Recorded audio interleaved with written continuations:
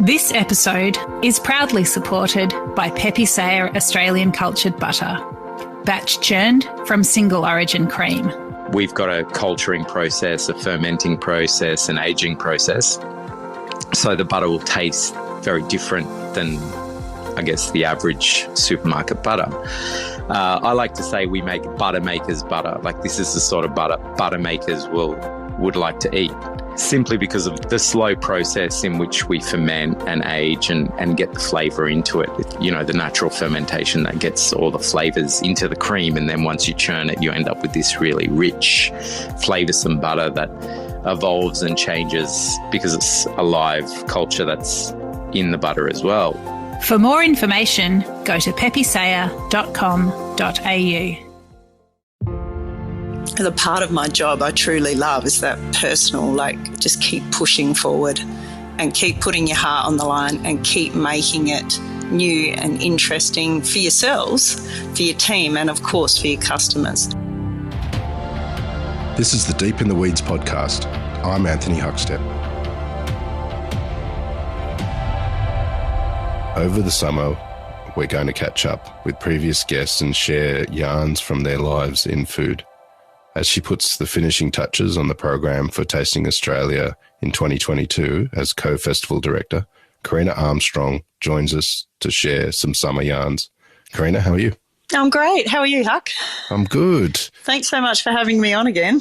It's good. It's a pleasure to catch up with you. It's been a pretty wild ride for a couple of years. What's the year been like for you? This year has definitely been up and down in terms of, borders and closing and opening and cases, but definitely nothing in comparison to our friends in the eastern states who my heart really went out to. But, we're still here and we're still cooking food and, life's good. Well, summer is a great time in Australia, and we do a lot of eating and a lot of drinking and celebrating. What do you think about when it comes to food and summer? Oh, I love summer because, that first tomato you grow, and we grow so many different varieties in the garden for Salopian. And that first one, it's always like an ox heart or a black Russian tomato that you bite into, and it's warm and it's, it's just amazing. It's full of flavour, and you wait that 12 months. So summer for me is always about the produce first and what we're growing and the smells. Like, even the smell, it's going to sound bizarre, but the smell of tomato leaves, I love that. Is summer to me, and that means that, we're eating in season and, fresh basil, and it's an old adage, but what grows together goes together, and it's just so true. And we've also started growing some things over summertime because water in South Australia is a real problem. We're a dry state. And I started looking around the world of food and into other countries that have no water and what they grow. So we started growing some okra and a few other crazy bits. Yeah, and tomatillos, obviously in Mexico. So this year we've got cinnamon tomatillos, and, so we've really looked at where we are and the environment we're in and water, and trying to be respectful and finding a new way forward with food that is not so water heavy. And that's been really good fun because, of course, you start, growing okra, so you need okra recipes, and that's been a whole journey that's just been magical because I think it's a very polarising vegetable, but, I think it's great. So you really go on this journey with it when you start thinking about produce first, recipe second. Has it changed your cooking style, this approach to growing new varieties of vegetables? Oh, hugely. I have so much more respect for when we still buy from other producers in the area as well. And, when they bring in something that's really pristine, I'm like, oh, how did you do that? And then going forward to cooking, I know that if Maddie, our gardener's, brought it in for me, I know how hard she's worked to get those tomatillos perfect and on the vine and, nature aligned for us as well. And you just have so much more respect, and you'll look at, say, you'll peel your tomatoes to make a sauce, but then you're really thinking about what you're going to do with that peel. I don't want to throw it in the bin. We grew that, so we ferment it and we make, a white tomato stock, or we make, it's made me a very thoughtful cook.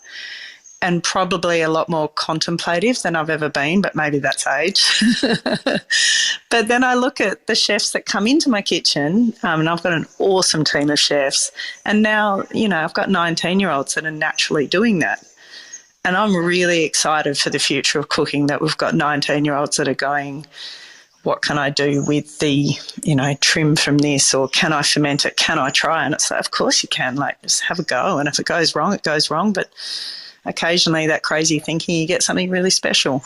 So it has changed my level of respect for ingredients hugely, and producers, how hard they work to give us food. Well, South Australia has the most extraordinary produce, an incredible coastline as well, with some of the best seafood on the planet. Do you have any stories from with family holidays and food from when you were young? Oh, look, from when I was young, but even this year, I have 3 sons who are, in teenage years now, and we went with my husband and we went to Kangaroo Island for 11 days in the middle of winter. And at Kangaroo Island, for people to know, it's windy, it's cold, it's really raw, natural beauty. It's a stunning part of South Australia. But we hired canoes, and there are beautiful oyster beds there, and, ended up kayaking all over them with the kids. And, the kids were jumping out in this freezing cold water and seeing oysters and seeing them it's just so pristine. It blows your mind. The water's so cold and crisp.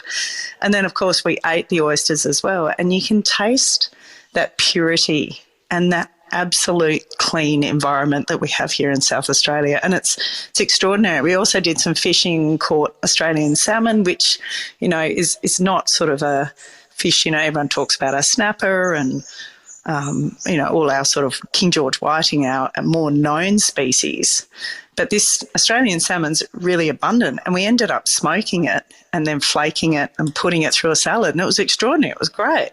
You've been obviously very busy with the Salopian Inn, but also as co-festival director for Tasting Australia. What's it been like in that role and immersing yourself in that world? So that was, only was offered the role in September this year, so it's been quite a whirlwind change. And when the offer was made to me, I actually thought they were coming to ask me for, a new recipe for Tasting Australia or something. I had no idea that it was coming my way, zero.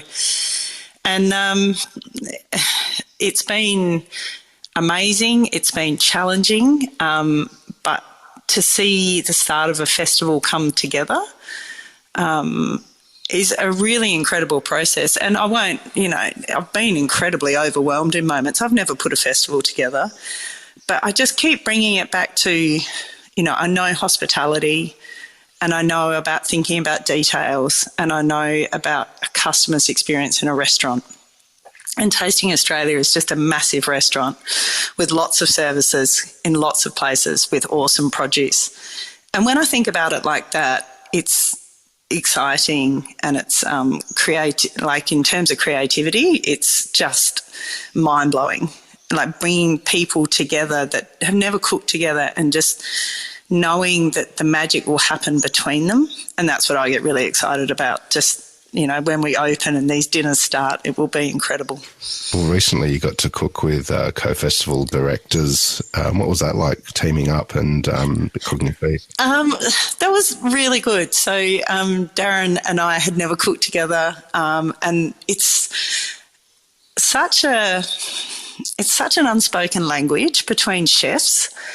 And I think, you can do all the Zoom meetings and you do all the talking about things, but when you actually just slide into that moment of cooking together and all the organising's done and all the prep's done and you're just cooking with each other, it's just such a nice experience. It's so joyful. Emma McCaskill and I have cooked together lots of times and, really, really enjoy cooking with each other because we actually don't get too structured about what we're going to do. We just have lots of great ingredients and a fairly vague menu.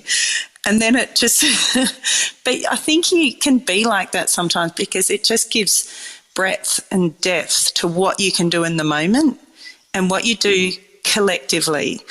Because cooking as a group of people, I want to see what Darren thinks of my dish and maybe he has something he can add to it because then it is a collaboration. And it's not just about me and my ego and my dish. It's about these 3 chefs cooking together. And we just all did that, and it was an amazing night. And then, of course, Nick Stock pulled together all the beverage, and, you know, it was a really, really good night. It was a joy to cook.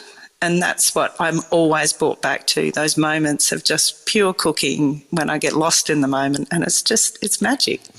Can you give us an idea of what that collaboration brought to the table? What were some of the things that you cooked? Well, we got Marin from Coffin Bay, again, pristine, beautiful South Australian seafood. And long story short, but Tasting Australia now owns Lennox Hastings' old barbecue. It's his first barbecue that was from Firedoor. So it was like we had a bit of Lennox there. And then, you know, we got these amazing live Marin in and we cleaned them all down. Darren bought this great XO, but I had all these gorgeous garnishes that we'd picked for him from the garden. I went swimming and got him some seaweed. And then Emma put all these spices into this dish. So it ended up being, it was Darren's dish, but we'd all worked into it. And, of course, you know, the people just absolutely loved it because it was, you know, alive 1 minute and cooked on Lennox's barbecue the next and demolished in seconds. And that always makes me laugh. Like, you prep so hard and then bang, it's gone. And there's just joy. Like, people just enjoyed it. So it was really good. And a lot of us, the 3 of us, pardon me, all bought something in that we'd preserved or made or like something that was a bit special. And it was very good. You've had a real mixed year of some challenges, but some amazing successes as well. What are you looking forward to in 2022? Definitely more cooking, of course, but seeing the unravelling and the joy and the creativity of Tasting Australia, and that night when we open, I think will be a really special moment. In terms of Salopian, just to keep training and engaging with local cooks and local producers and just ever growing. Like, Salopian for me will never stand still.